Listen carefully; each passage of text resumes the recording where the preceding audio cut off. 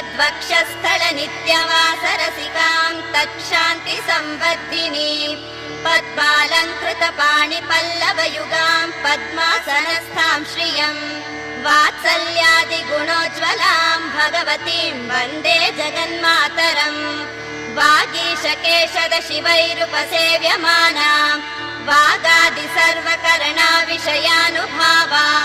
वात्सल्यपूर्ण हृदयां निज भक्त वृन्दे श्रीवनदुर्ग भगवतीं शरणं प्रपद्ये आनूपुरार्पित सुजात सुगन्धि पुष्प सौरभ्य सौरभकरौ समसन्निवेशौ सौम्या सदानुभवनेऽपि नवानुभाव्यौ श्रीवनदुर्ग चरणौ शरणं प्रपद्ये सद्यो विकासि समुदिक्वर सान्द्र राग सौरभ्य निर्भर सरोरुह साम्यवार्तां सम्यक् साहस पदे